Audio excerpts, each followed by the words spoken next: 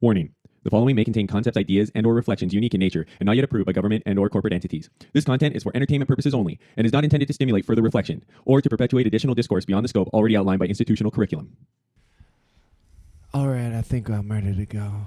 Do you think or do you know?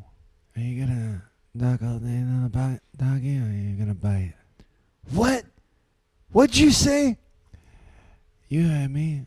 Are you gonna bark all day, little doggy? Ruff. Or are you gonna bite? Hey, I don't really want to do Reservoir Dog. We could do that sometime, we're going to do, maybe we'll do Matrix from start to finish. You don't know what he's done. That was a Matrix. That was just, I was thinking of the part where he's like really getting intense with, yeah.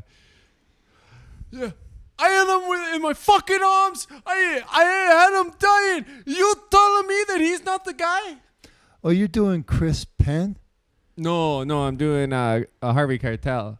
When he's like, yeah. I don't know why but it was kind of like the crescendo where they're starting to like suspect that the guy with the gut shot. Yeah. Do you have any fucking clue? I fucking went through the shit with this guy. Yeah, no, it would have been a bitter pill to realize that, yes, he indeed was an informer, but not just an informer. He was a plant, a cop. Fucking rat bastard. No, but anyways, speaking of bitter pill, we got a bitter pill for you on. It's Friday today. Holy moly! Did this week ever run by quick?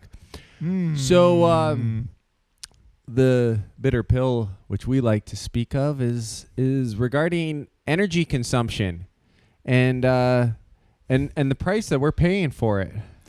Yeah, not just in actual money, but in the inconvenience of having power shut off almost on a daily basis. Well, that's maybe our lot in life. There's plenty of other places that also are dealing with that. So let's figure out, where's all this power going? Cue the intro.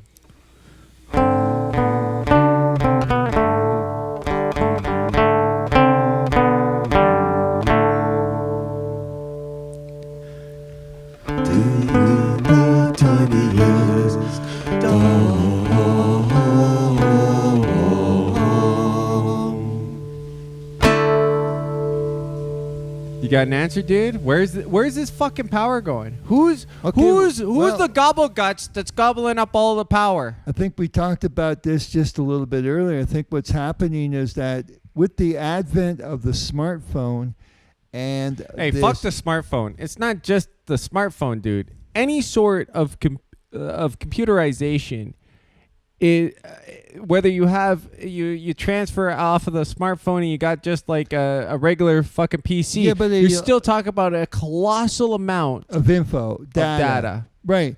But when a person had a laptop, they sat their little butt down on their chair with their desk and you had their laptop. They weren't like showing people, hey, look at me doing my grocery shopping, or look at me standing in line, or look at me at the gym. I'm lifting this 5-pound weight. Right, look at me go. No, sure. And so all this transference of data in the form of videos is like, even down here in Latin America, we find that it's an incredible amount. Most people are on their phones. The convenience of having the phone in the hand is just like, it is a tonic with a video capability. I just got to see more of me. And everybody that knows me has to see more of me, and then I have to see more of them. That's here's essential. Here's the thing: is the perception is that all of this stuff is free, and the reality is that it's not. No. And a lot of people think, okay, my phone. Look at the tiny little guy. Look at this tiny little gaffer. I'm enamored by it. Barely even uses any power. I mean, look at how small the battery is. It has so much potential. I mean, how am I using all that much power, right? But what we see is all of these devices. Now, what I'm going to do is I'm not going to say, but if you tether all these devices, and you've got millions of and billions of these smartphones running around just to charge your phone. Listen to how much power that is, because that's not where the power consumption comes in. It's in the storing of the data that's being transferred from one phone to the next, and to not the just next, the to the storing next. the data. There's also all of the apps and they're the server farms that are running their computation on Right. it. Every time, the reason why when you use like a AI generation or some sort of filter generation or something like this, you go, oh, look at how efficiently it runs on my phone, because your phone isn't doing like 95% of the computation. 95% of the computation is happening at a server farm where they've clear cut like a fucking forest down, and they've got like a nuclear reactor to power this fucking thing, right? And well, that's the kind of eventually, the fact that they need nuclear power shows just how much power they're sucking out. yes, and they've got these things all over the place too. So like they're trying to make the footprint of how much these server farms are sucking back look less intensive than it really is, but it is everywhere. I mean, Bitcoin, just in and of itself, the consumption of power for Bitcoin, I believe, off the top of my head, and you can do your own research. I'm not even going to put it up because it's Friday and I don't give a fuck. So, I'm pretty sure it was like almost at the level of the Netherlands. The country consumption of the Netherlands, Yeah, that see, was for, but that's not like all cryptocurrency. That was for fucking Bitcoin. Like, let's wrap our head around this now and start to think, what are we doing? Are we going to put all of our eggs in a digital basket and go, all of my stupid pictures of my cellulite filled ass when I'm in the gym, and all of my stupid comments that are being stored in this giant cloud computing ether, all of this bullshit is going to mean that we're consuming hundreds of millions of gallons of diesel, electricity, all funneling into these computer server farms. Are we willing to sacrifice all the food that we have in our freezer or our fridge, because the power has to get shut down in order to supplement for the power that's being used by the server farms?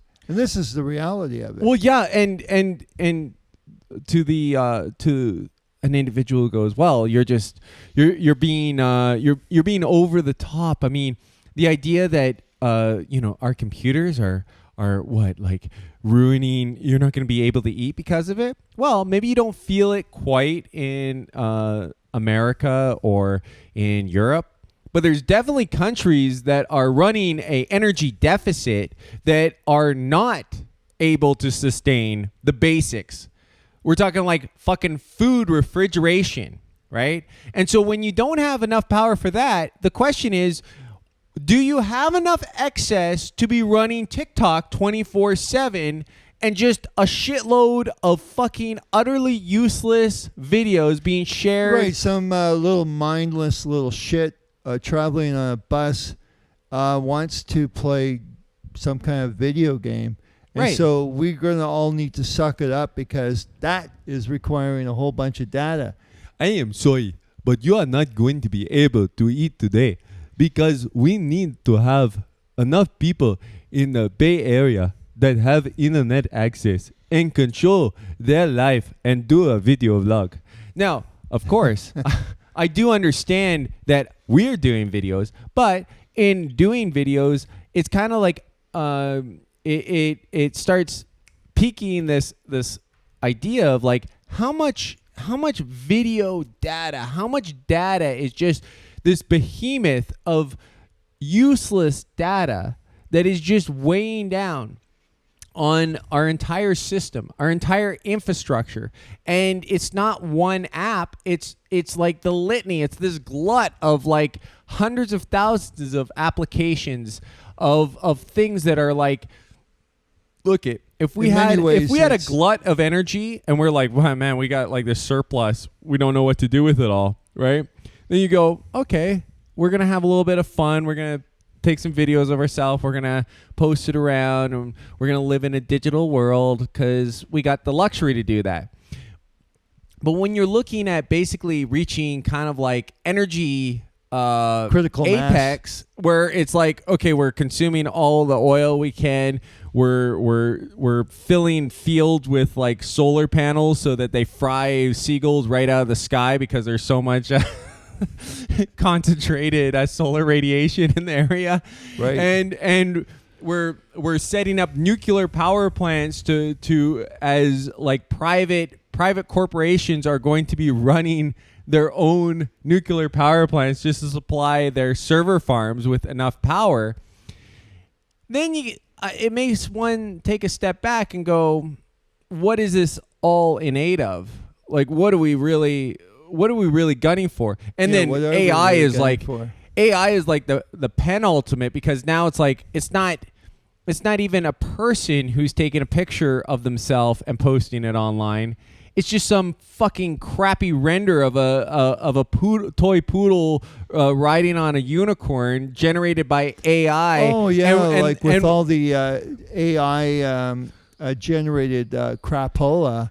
Now you're going to flood the system with a whole bunch of more useless data that needs power in order to be so we're going to say, and here's another thing that I want to make clear. There's places that just use electricity and they use hydroelectric or they use solar, or they use whatever. But there's a hell of a lot of areas where their grid is powered by diesel. Right. So now when you think like if the digital world is using up like 66% of any one sort of electrical grid in either Europe or North America. And then you got to think, okay, so 2/3 of the grid is being sucked up for whatever digital happenings are going on the internet, right? And you're using copious amounts of diesel to create this energy. It seems like a fucking nightmare to me. And I'm not like super into like get rid of all oil, period. But there is a certain point where it's like, what are we using for this useless purposes? It's ridiculous. See, I would like there to be enough diesel to go around so that things that are essential for importation and exportation have enough diesel to do that. Right. I do think it's crazy, like when you have a nation that's like, well, we're going to export our pork to like Brazil, and then Brazil is going to send pork to Canada. And then you're like, well, why are we sending the same fucking product? I don't understand this. Right? Just so that the people consuming the pork have no oversight to be like, you're feeding that shit to me? No, don't worry. We're feeding that fucking abomination to the Brazilians. I'm not even sure whether Brazilians have a little law introduced that they have to have a country of origin labeling. So there would be nothing prestigious about saying, hey, we're pork from Canada.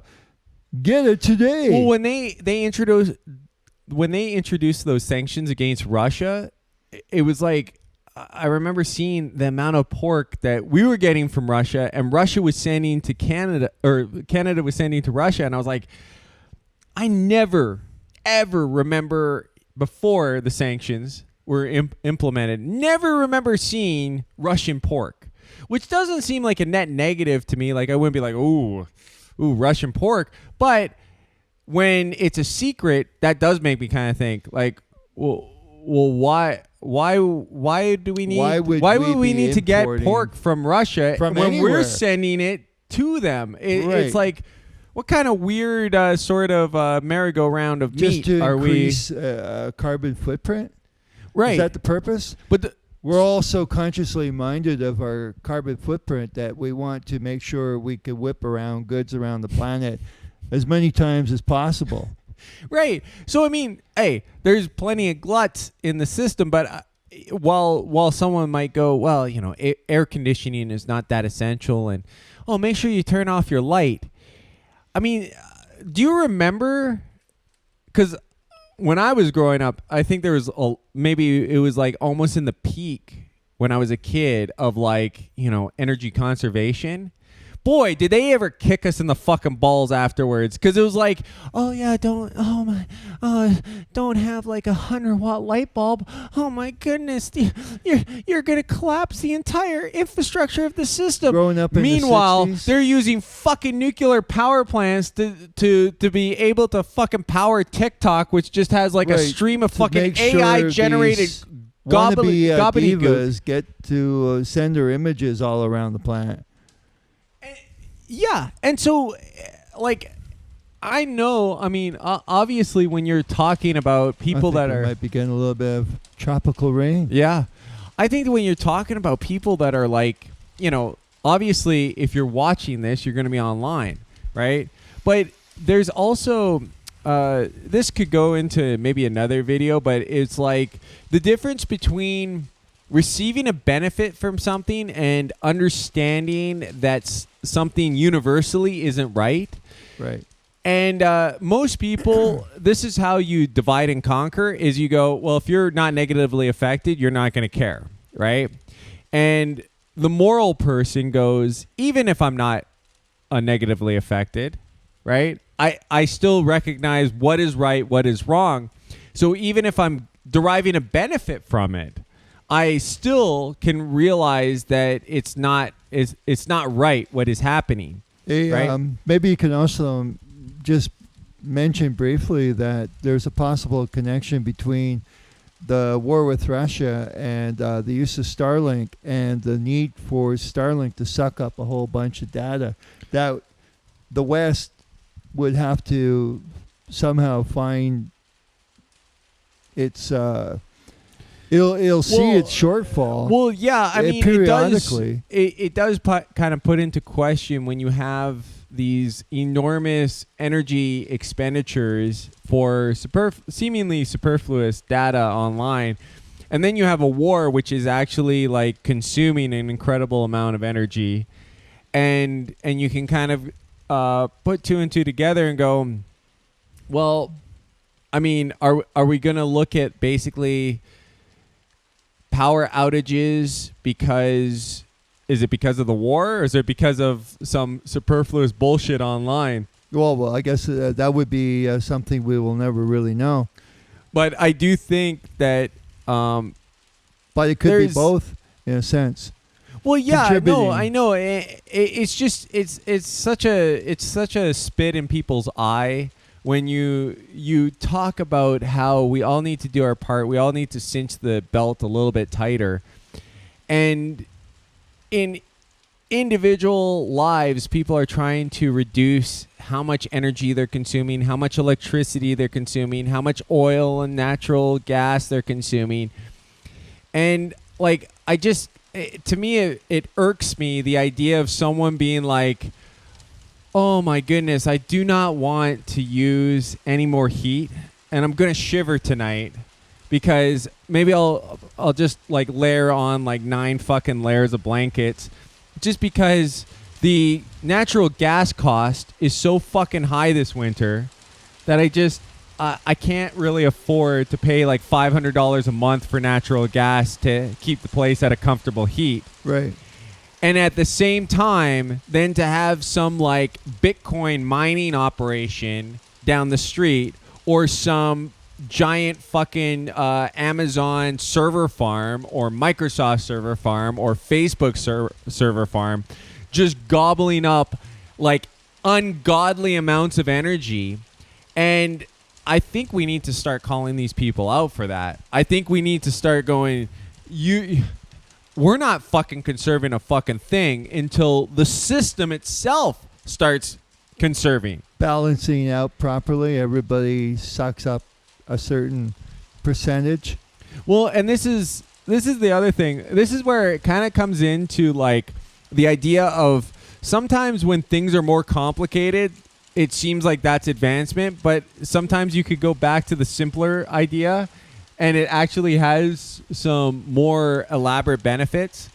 And I was talking about the difference between if you have a digital book online, right? Oh, yeah. The amount of energy that is expended just to have this data stored in a server farm on the cloud, right? And then every time someone wants to open that book and wants to access it, you have this energy needed to be expended for the processing of opening that to send it through an internet, a cell phone tower or your internet service provider.